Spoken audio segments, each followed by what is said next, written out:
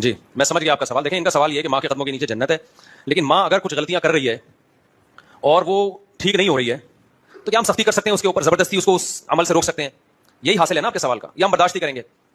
پہلی بات تو یہ کہ قرآن نے جو ماں باپ کے احترام کا حکم دیا تو یہ مانتے ہوئے کہ اگر وہ غلط ہیں تو بھی, دیکھیں اس سے بڑی غلطی, شرک سے بڑا کوئی جرم نہیں ہو سکتا, اور اس سے بھی بڑا جرم یہ کہ وہ آپ کو شرک پہ مجبور کر رہے ہیں. وَإِن جَاهَدَاكَ عَلَىٰ أَن تُشْرِكَ بِي, تمہیں مجبور کر رہے ہیں کہ تم بھی ہماری طرح کافر ہو جاؤ. اتنی غلط بات کی دعوت, پھر بھی قرآن کہتا ہے صاحبهما فی الدنیا معروفا, پھر بھی ان سے اچھی طرح سے پیش آنا ہے.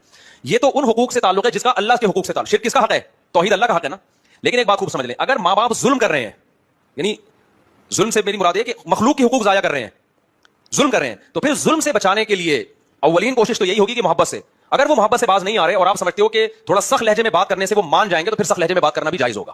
سمجھ میں آ رہی ہے بات کہ نہیں آ رہی؟ کیونکہ جو جہاں تک اللہ کے اپنے حقوق کا تعلق ہے وہ تو اللہ خود ہی نمٹ لے گا, لیکن اگر جو مخلوق پہ ظلم زیادتی ہو رہی ہے تو پھر شریعت میں ہمیں واضح حکام ہے کہ پھر آپ نے اس کے خلاف آواز اٹھانی ہے. مثال کے طور پر ماں بہن بیٹی کو وراثت نہیں دینے دے رہی باپ کے مرنے کے بعد, اب لڑکی پہ بیٹی پہ ظلم ہو رہا ہے, مائیں بعض مائیں ایسی ہوتی ہیں, تو پھر یہاں آپ کے لیے قانون کا سہارا لینا, کورٹ میں جانا کہ بھائی اب اس کو وراثت ملے گی یا میری وراثت مجھے نہیں مل رہی, تو پھر آپ بہتر تو یہی ہے کہ چھوڑ دیں. نہیں آپ سمجھتے تو آپ کورٹ بھی جا سکتے ہیں اپنا حق لینے کے لیے.